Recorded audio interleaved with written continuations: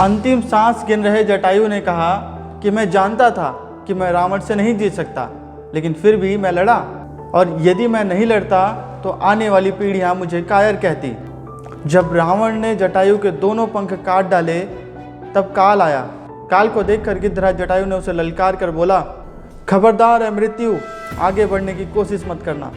मैं मृत्यु को स्वीकार तो करूँगा, लेकिन तू तब तक मुझे नहीं छू सकती जब तक मैं सीता माता की खबर प्रभु राम को नहीं दे देता।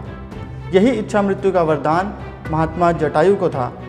इसी प्रकार महाभारत काल में भीष्म पितामह भी 6 महीने तक बाणों की सैया पर लेटे रहे और मृत्यु को प्रतीक्षा कराते रहे। रामायण में जटायु भगवान राम की गोद रूपी सैया में लेटे हुए थे और भगवान राम रो रहे थे, जबकि जटायु हंस रहे थे।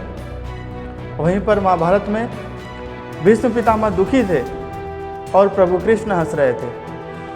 कितना अलौकिक दृश्य है। अब दोनों को एक ही वरदान मिला था, लेकिन अंतिम समय में दोनों परिस्थितियां बिल्कुल अलग थी, जिनमें जमीन आसमान का फर्क था।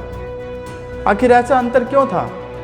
इस वरदान के अभिशाप बन जाने का मुख्य कारण उनका कर्म था, और इतना बड़ा अंतर इसलिए था कि भीष्म पितामह ने भरे दरबार में द्रौपदी को अपमानित होते हुए देखा था, लेकिन उसका विरोध नहीं किया था। वे चाहते तो दुर्योधन को भी ललकार सकते थे, दुशासन को भी ललकार सकते थे, लेकिन उन्होंने ऐसा कुछ नहीं किया।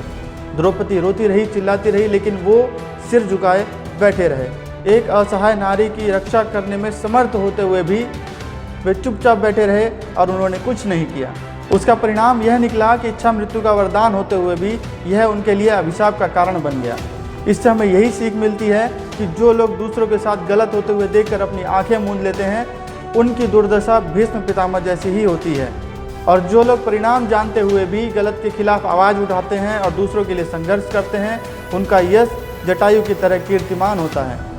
इसलिए हमें सदैव गलत का विरोध करना चाहिए, और हमें यह भी नहीं भूलना चाहिए कि हम बेशक कलयुग में जी रहे हैं, लेकिन आज भी सत्य परेशान हो सकता है, लेकिन पराजित नहीं। इसलिए कर्म फल भोगना ही पड़ता है, और हमारे कर्म कैसे अच्छे हों ये आप पर और हम पर निर्भर करता है। आपका समय देने के लिए बहुत बहुत धन्यवाद। जय हिंद, जय भारत।